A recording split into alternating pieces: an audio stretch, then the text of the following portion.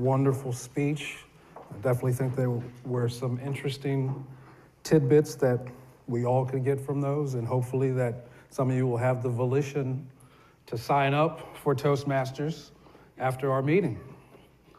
So as we are awaiting for Orlando to get all mic'd up, I was good to go. All right, so without further ado, I'm going to bring up Orlando Malone, who's our speaker number 2, and his speech is entitled The Test.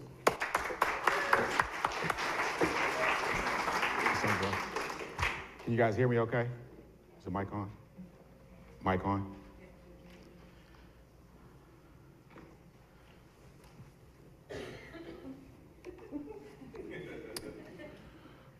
Hello, my name is Orlando Malone.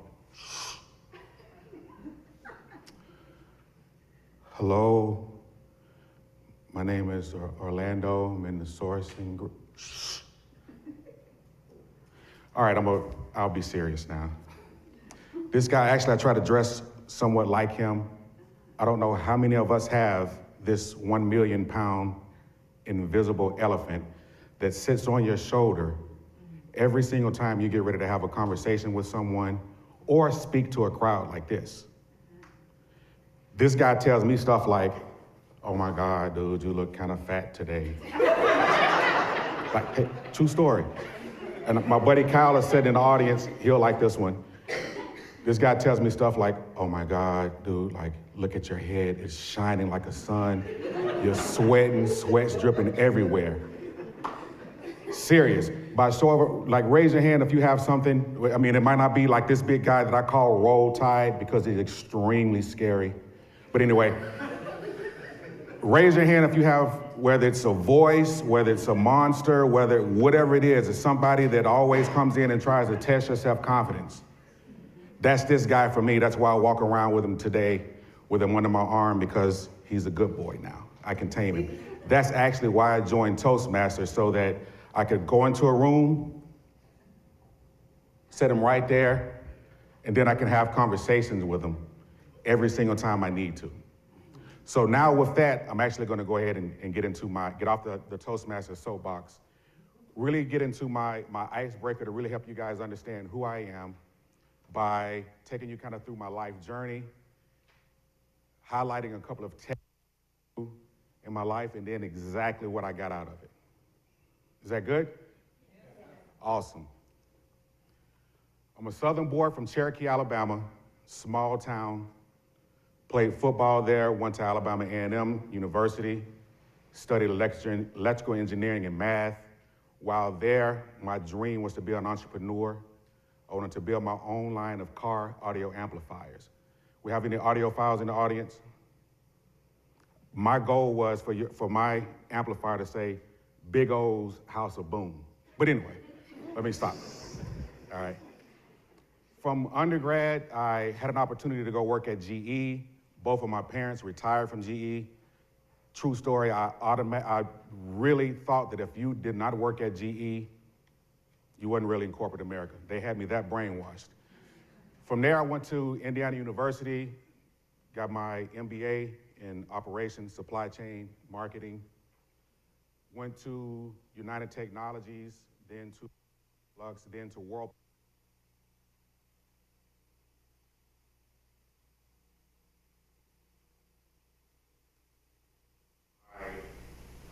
My background developed my capabilities, my competence, my skills, and being able to marry highly complex technologies with a sourcing background. Got really good at it, had a lot of companies calling, saying, "Hey, we'd love for you to come and work for us." The thing that I started to realize is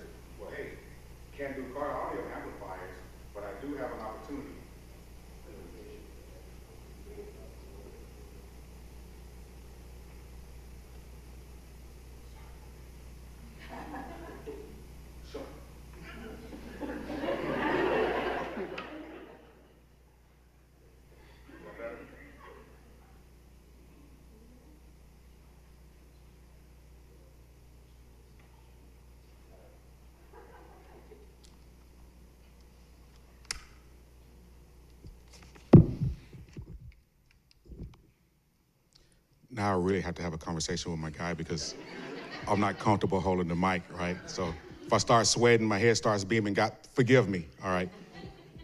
But anyway, I really started to kind of understand that was my sweet spot, being able to go out, help companies that had fast paving technologies, really kind of understand how to break down a specification, how to take that specification and go from an idea to production. And that's kind of what my sweet spot was.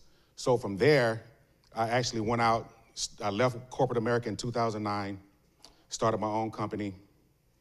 This was actually my first product. It's really cheesy, all right? But what it was is, you can't see it, it's too small to really pass around. It's a recordo clip, it's a paper chip clip. But you can hold this button down, you can leave like a 1-minute message. This is my bag of chips. Stay out of it, dude, right? You can go take it and you can put it wherever. When we did this product, the guy was struggling. We actually took his production offshore to China, and we actually put it into production within 3 months. We probably made $2 a unit. He was agreed to buy 100,000 of them. And this is also when we basically said, we think we're on to something. We think we're going to be successful with that. Now I get into some of the other projects. Another true story for me, on the day that I got married, the pastor, he passed me the microphone and he says, tell us why you're happy to marry your wife. And I said, well, she lets me play the video game Madden all night without harassing me. That's a true story. So when this idea came to us to work with an entrepreneur out of California, we actually sat down to co-develop a system that would add the sense of smell to video games.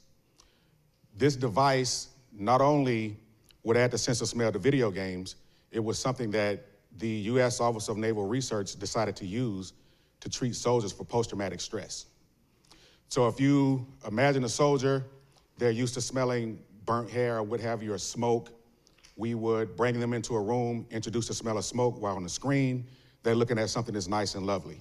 We got all kind of pressed on it, and it was something that was viewed as a big success. The next project that we had an opportunity to work on, met the VP of Oracle. This VP of Oracle, he had his best friend die in a car accident.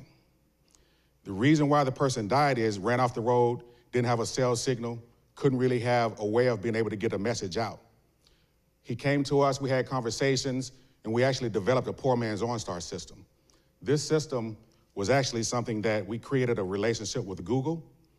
We also got LOIs for 75 million other companies, AT&T, Sprint. Basically what this device would do is if you ran off the road, 911 had an opportunity to call, listen into you, to your accident, to really assess if you had an issue. In addition to that, it record 30 minutes before, 30 minutes after. 30 seconds before, 30 seconds after. So now all of a sudden they can recreate accidents, which is why Google was interested. We were extremely ecstatic with this project because we felt like that was going to be something that was life-changing, something that was life-altering. So what did we do? We canceled all of our other clients and we said, we're going to be billionaires. About 6 months into the project, or 6 months after we had our initial funding, the guy goes completely quiet. We don't hear anything from him. 3 months after that, he shows up and he basically says, hey, I had a medical issue. I don't have an opportunity to be able to, they basically sent the information to the wrong people, so now we have an issue. A year passes, 2 years pass, we don't hear anything else from him. Now we're panicking. During that time frame, I lost my house, I lost my vehicle, my wife started having issues. It was a really bad time, and that's really kind of when we get to the test. Because after 2 years, I'm sitting around and I started doing some research saying, hey, I have to find this guy. And as you can see here highlighted with the red circle, I found out that he sold a business for $40 million and we got not one dime. So again, that was a huge gut punch. Some of the other things that we had to deal with, Honeywell. We created the first medical device system that would go inside of Honeywell where you could actually sit in a room and a doctor could manage your vitals remotely. They found out that we were a small organization. They basically said, you guys better hit every schedule. We had a typhoon that hit China one of the times we were getting ready to launch, and we lost that business. The Recordo clip guy, this same guy, you can find this online right now, but he filed bankruptcy and he cut us out, so we get nothing from all the money he's making on it. Microsoft, the research tablet, the Surface tablet that they have, we were in negotiations to actually help them from a contract manufacturing perspective develop that device. The person that we were working with died of a massive heart attack.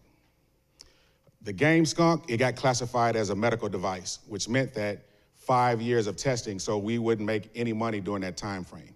So it was one thing after the other, after the other, after the other, to the point that my wife basically said, dude, what the heck are you doing, right? So the thing that for me is stay grounded, stay prayerful, just kept my faith, and then I decided to re-enter corporate America. So I did some small assignments with companies like Kellogg's, companies like Eaton Corporation, really trying to keep the dream alive, really going back and looking and saying, Lord, I didn't know we didn't go through all of this and be this close for me to now go back and just do a regular 9 to 5. And then I found myself questioning and challenging a lot before I found myself being able to really sit down and understand what the true test and what the true takeaway was. And for me, that true test and takeaway, what did I learn? If I didn't have an opportunity to step away from corporate America, I wouldn't have had an opportunity to spend time and sow into my family, to sow into my kids, to sow into my wife. What you see here on the top left, that's my son. He was one of the top football players in the country for class of 2017. I wouldn't have had time to spend time with him to help develop and mold him because he needed guidance and he needed tutelage. On the bottom right, that's my daughter. She's on her way to being a Division I basketball player. I wouldn't have had an opportunity to really sit down and spend time with her and have both of their educations be for free so that I don't have to pay it. So basically, that's the gift that keeps on giving because those are 40-year decisions versus my short-term thought process. And then for my wife, she went through post-traumatic stress because one of the things that I left out is after we were starting to try to get back on our feet, we had a house fire that burnt basically everything up. And so when I'm saying trials and tribulations, it was constant trials and tribulations. But we were able to get her the help that she needed, get the PTSD under control, and now she went from, basically she's lost 40 pounds. That's where she was on the left, that's where she is on the right. So what did I learn? Always keep your faith, always try to look for the silver lining. Family, faith, those two things, when they come together, they will help you overcome any and all things. And that's my speech.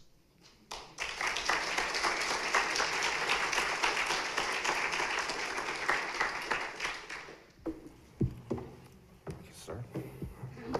Can they still hear me okay on the mic back there? Yeah. We're good? Okay. Well, where are you going? Well, okay. Well, thank you, Orlando, for that speech about your tests. The one thing, though, with your son deciding to go to Michigan, if I was grading your test, you would have gotten an F. So, but in the event, I'm going to next bring Susan up, who's our table topics master, and she will give an intro with regards to what this is all about. Susan?